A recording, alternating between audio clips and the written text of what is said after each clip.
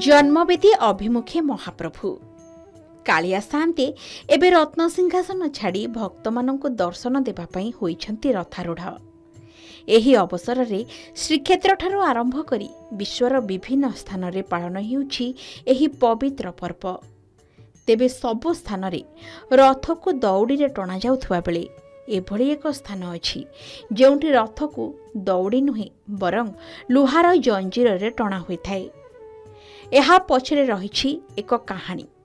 केन्द्रापड़ा जिला महाकालपड़ा ब्लॉक बड़ीही पंचायतर काकटपुर गाँ। एही गाँ रे एमिति एक परंपरा देखिबाकु मिले। बहु वर्ष पूर्वे चंपागढ़ अंचल समुद्र रे लीन होइजिबारु कालिया सान्ते रथारूढ़ अवस्था काकटपुर पड़िया रे उभा होइथिले। सकाळु सकाळु किछि मईंसी चोराली रथ को देखिबाकु पाइथिले। काले काकटपुर छाड़ी सान्ते अन्य कुआड़े चलीजे से भावर डोरी रे लुहार सिकुली रे बांधी रखा जाइथिला। अन्य एक लोक कथा सुनिबाकु मिले कि समुद्र पथरे विदेशी जहाज इंजिन खराब होई जिबारु आउ आगो को यात्रा होई पारिला नहीं।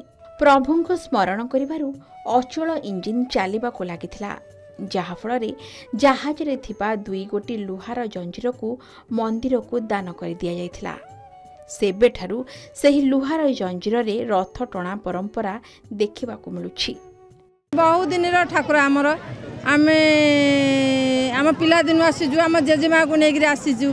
आम शाशुघर एठी आम शाशुघर कहंदी महाप्रभु समस्त दुख शुणती।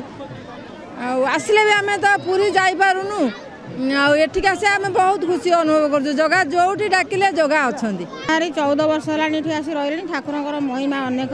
दिगत जेतबेले कोरोना महामारी होइतिला सबु जिले में कोरोना होइछि, बहुत लोक दुर्घटना रे मृत्युजनित अवस्था आघात होइछन्ति, किंतु आम ये जिले में से जगन्नाथ महिमा रे कौन लोकंकर किछि क्षति खराब हेइनी।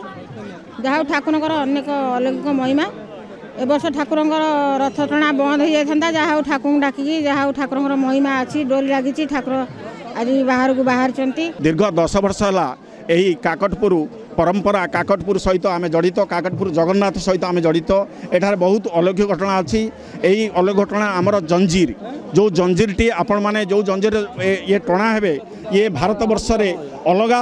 भारत वर्ष सब रसी टणा हाँ, किंतु इठी आमर जंजीर टणा हमें और ठाकुर 24 घंटा जंजीर बंधाई रुहति। तार कारण काले से जमीती रथ ने एठा पलि आसते काले सी पुणी रथ धरी अन्य आड़ को पलैबे, तेणु भक्त माने आबा मान कालू बांधिक रखुचंती।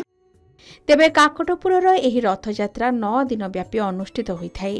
गुंडीचा यात्रा दिन रथ माउसीमा घर जाई टणा जाइथाय। सेठारे 9 दिन व्यापी पूजा अर्चना लगी रही थाए।